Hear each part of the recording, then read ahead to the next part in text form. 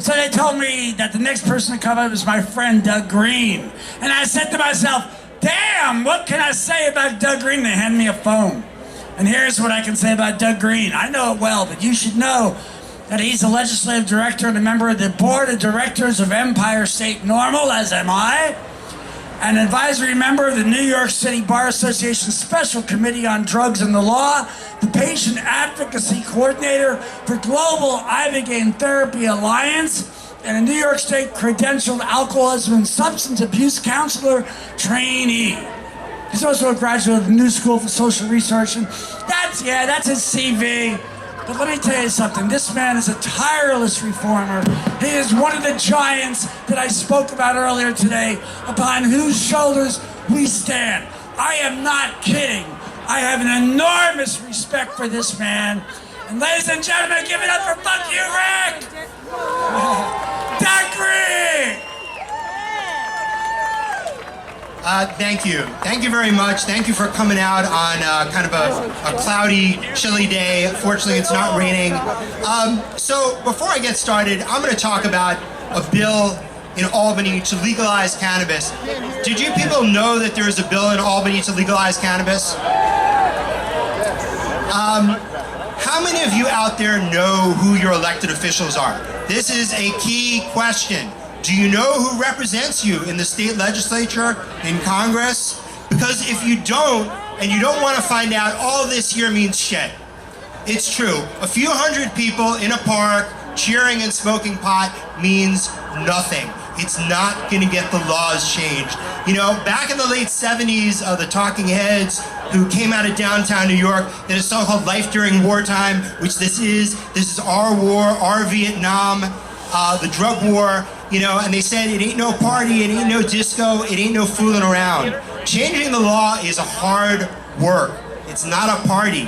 It takes effort on your part, on my part, to get in touch with your elected officials and ask them to change the law. So if you're not willing to do this work, then, you know, it really doesn't mean anything. So I'm going to tell you about what's going on, and Noah is giving me the cheer, because that's what it's about, folks. We've been doing this stuff for decades. If people don't get involved and start doing the hard work, it's not going to go anywhere. So here's what's going on in New York City and New York State.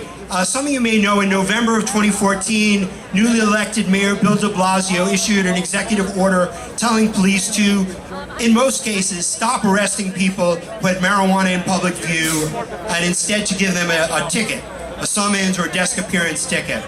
So that happened, and it's true. Arrests have fallen by a lot. In 2011 in New York City, there were 51,000 arrests. That number went way down.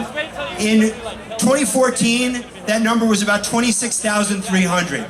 In 2015, it was 16,590, but I got an email last night with some very disturbing news. Basically, the numbers for the first 3 months of 2016 just came out, and New York City is arresting about as many people in the first 3 months of this year as they did in the first 3 months of 2015. About 33 people every day are getting arrested in New York City for marijuana possession. That's too many. And Bill de Blasio has already said this is as far as he's going to go. Bill Bratton is not crazy about this policy. They're not going to go any further. So that's the situation with the marijuana crusade in New York. Apologies, by the way, I'm a little bit under the weather today, so I'm not at my peak. Some other people have talked this morning up at 32nd Street, including my fellow Long Islander Donna Schreier, about the medical cannabis program in New York, which is a very, very flawed law. Basically, in 2014, Governor Cuomo was coming up for re-election. He did not want medical cannabis to be an issue in the elections that year, and he basically took a bill which had already been fairly watered down and pretty much gutted it. The program went into effect in January. Today, actually, May 7th, marks exactly 4 months to the day since the program went into effect. There are about 556 doctors in all of New York State that can recommend medical cannabis products, and about 3,300 certified patients. That's it. To give you some idea, Rick at the beginning slightly misidentified the number of medical cannabis states. He said 23. Someone in the crowd generously corrected and mentioned there are now 24. Last month, Pennsylvania became the 24th state. So in New York, there are supposed to be 20 dispensaries. Right now, only 18 of those actually have opened up. When there are 20 dispensaries, that'll be one dispensary for about every million residents of New York State. That's not nearly enough.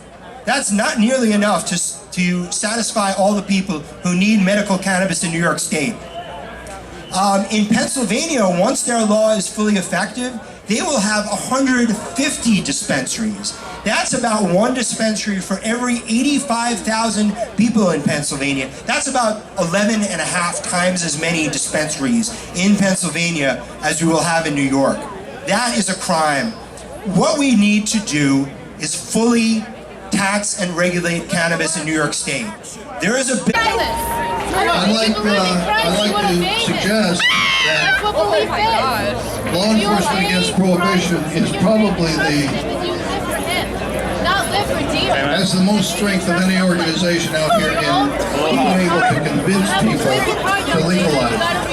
All we are is a speakers bureau. We have over 200 speakers.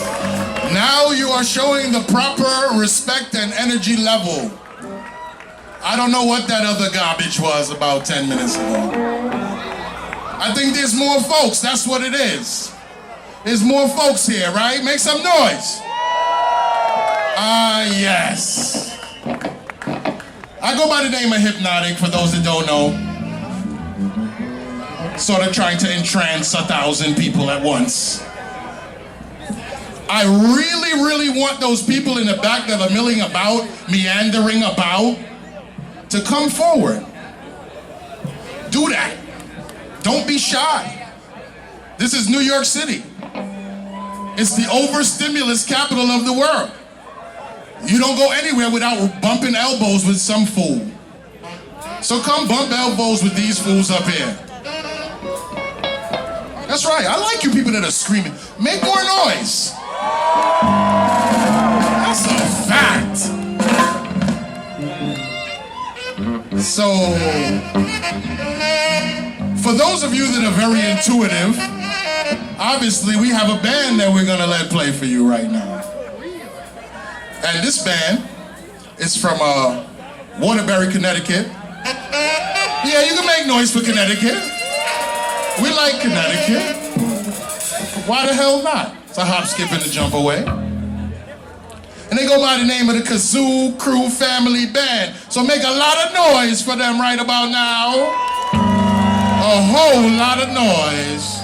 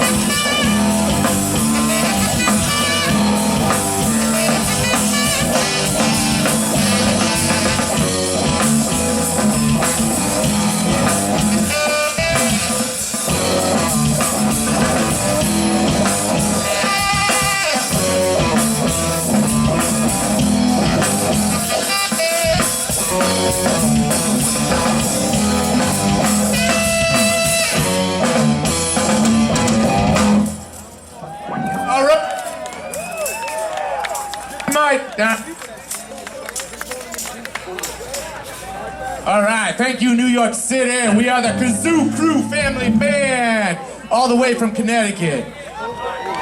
All the way from a hot skipping jump. I'd like to thank Doug, and thank you, Robbie Robinson, and thank you, the New York Alliance, for all having us here and making this all possible. Thank you all.